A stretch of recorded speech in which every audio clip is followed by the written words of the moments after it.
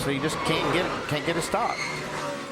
Pappas has resumed in 12th spot. Logano has resumed in 10th. Now, 88-26. Ron Fellows, Parker Kligerman. Boy, good job out of Trevor Bayne. Just barely missed that. You see a lot of damage on the left front of Ron Fellows' car, and damage on the right front of Parker Kligerman's car. Now, Marcus Ambrose is back out in front, but on his radio a minute ago came this. Okay, all my track and everything's going out. No fans. Everything's going. Well, there you have it. Now, is that a gauge issue or is that a power issue? They're concerned that the battery has gone, and you can see the crew is ready. They've brought a spare battery out. They placed it on the wall. Crew Chief Frank Kerr communicating with Marcus about how the car is reacting and handling in regards to the power, whether or not they come in to put that battery and replace it. Boy, Ambrose has had so many dominant runs here, 3 dominant runs in the past, has yet to get the victory. Is this going to keep him from getting it again today? We're about to find out, I think. Well, most of the time it's an alternator issue, probably a wire or something like that. We've seen that happen many, many times this year. That battery is just a place to store the energy, and so the only thing they can do if the alternator's not working is just put another battery in there that's charged up and see if it'll make it. But if he really doesn't have any volts left, he won't be running much longer. Yeah, and one of the other things he's going to have to do, disagree with you if you need to in this one, he's going to have to turn his helmet coolers off, turn all his brake fans off. Well, he said on that radio just a minute ago, Rusty, they've quit. They've got to kill everything in order to keep this thing surviving. But I'm like Andy, if it's on 0, the motor shouldn't be running right now. Yeah, he's a couple seconds off the pace now. He can't get by. Well, now he does get by Mike Wallace. I saw that coming. He was getting a little frustrated there for about a half a lap. That started about a half a lap ago when Ambrose came up on Mike and tried to run underneath him and didn't get the room. Well, we'll see now just how this car's running, because you got Carl Edwards pushing him. Whoa, look out. Look out. Wow. That's close.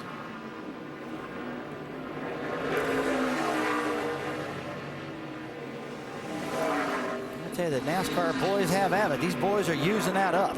I want to point out that right now, Jacques Villeneuve is the fastest car on the racetrack while these cars are racing each other by quite a bit. But he's in 4th place, and he's 7 seconds behind this. So a lot of things to factor in. Let's talk about the electrical thing for Ambrose for just a minute. If he's turned off all the brake fans, or they just quit working, which was my interpretation of the radio we heard, that's a problem.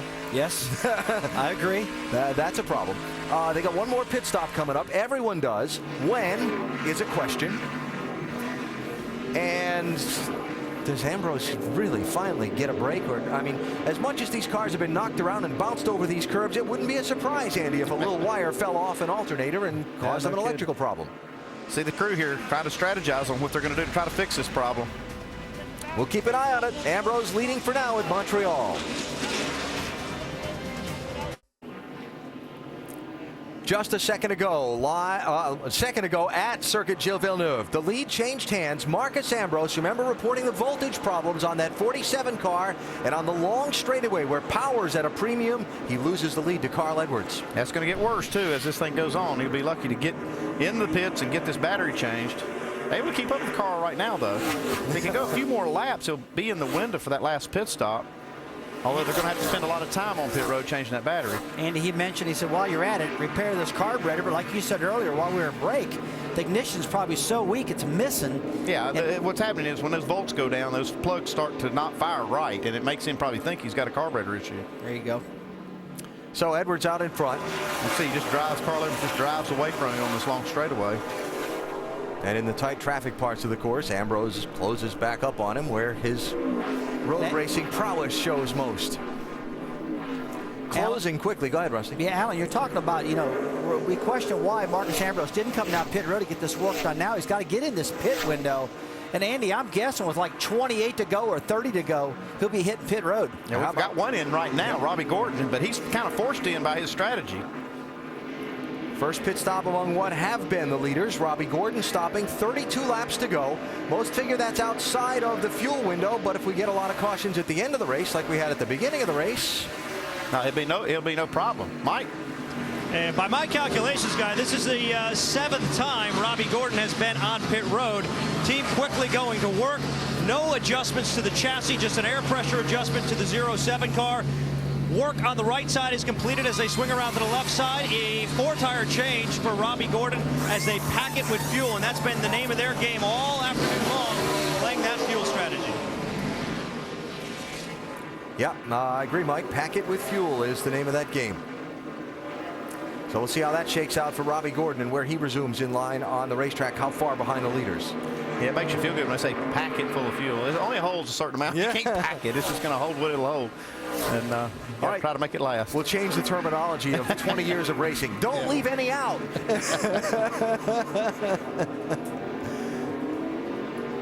I tell you, the guys I'm pretty impressed with is right there, that 32 car, Jacques Villeneuve. He's made up 4 seconds on these 2 leaders in the last probably 3 laps. And Patrick Carpentier, what about him? He's been running 4th. 32 has been impressive, but a minute ago, maybe those brakes still. He goes in the Made up a lot of corners, time, though. locks up those rear wheels all the time. Big indication that those front brakes are gone. He's still able to make that car go around the track, though. He's still running the fastest lap times of anyone. Well, I think after every time he's drove this 32 car, he's lost his front brakes. He's starting to figure out how to drive with rear brakes. Mike? Well, guys, I've been paying real active attention to their radio, trying to hear whether or not there's been issues with the brakes, considering what he experienced the last 2 road course outings. He hasn't said a word, although it brings me back to a conversation I had with him this morning. We already documented that they've changed the brake system, so I asked him what can he do to conserve the brakes. He just looked at me and said, well, I can brake earlier. That means go slower. And for him, obviously, not an option. No, definitely not an option. Yeah, he's here to win in front of his hometown crowd. His lap times are pretty decent. Not great at the moment. They've been really fast. Let's watch the brakes here again.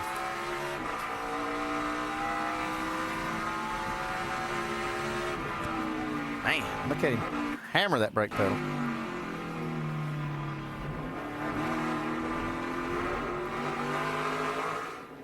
Pit stop for Brendan Gaughan with 31 laps to go. Shannon? Brendan Gaughan, they came down pit road to fix a loose condition. He gives up 13th. A good little race for the 62 team. They were running as high as 3rd. You see those guys, they are down and away, and Brendan Gaughan is making his way back out to the racetrack. 3rd place finish at Road Atlanta earlier this season, and they're looking to finish that up here today. I expect to see these leaders come any lap now. Carl Edwards just had his hand out the window, but we've seen that several times today, so. Yeah, he didn't come that lap. No. Over the curb, Ambrose stays on track, as well as does Villeneuve, who's closing quickly on Ambrose for 2nd spot. 31 to go, pit stops upcoming. And pull out those fenders as well. They're looking to replace that battery, is also haven't done it yet. They are repairing they are making that battery change now on the right side. You see, as Ambrose had indicated, he had lost power in the car. They knew they were going to have to take this hit from a time perspective, and crew chief Frank Kerr had asked him if he could stay out a little bit longer, and Marcus said absolutely not. I got to come this lap. They'd hoped to stay out a few more laps, not able to do it, so Ambrose comes in to make that change that's going to cost him dearly. Losing time on pit lane. Can he stay on the lead lap? As Villeneuve comes around to the straightaway leading up to pit entry. Come on, Gary. Will the 32 stop this time? Yes. Leader Jacques Villeneuve comes to pit road.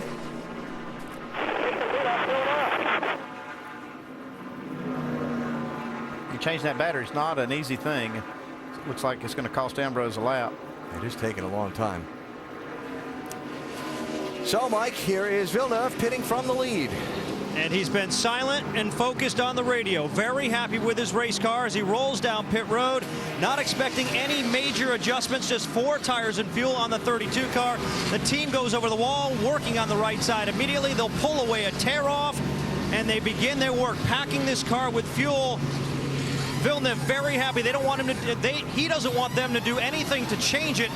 So far, a very clean pit stop. They complete their left side work, drop them off the jacks, and Villeneuve is away in 17.1 seconds. While Marcus Ambrose still sits on pit road. That's too bad. It took a lot longer to change this battery than I ever thought it would. I thought that maybe might be about a 45-second change, something like that, but no way. Something's gone wrong there on the work on the 47 car. We'll try and follow up when they're done. This is the lead. Yeah, it's a new battle for the lead right here with the 22 and 33. Brad Keselowski, Max Pappas,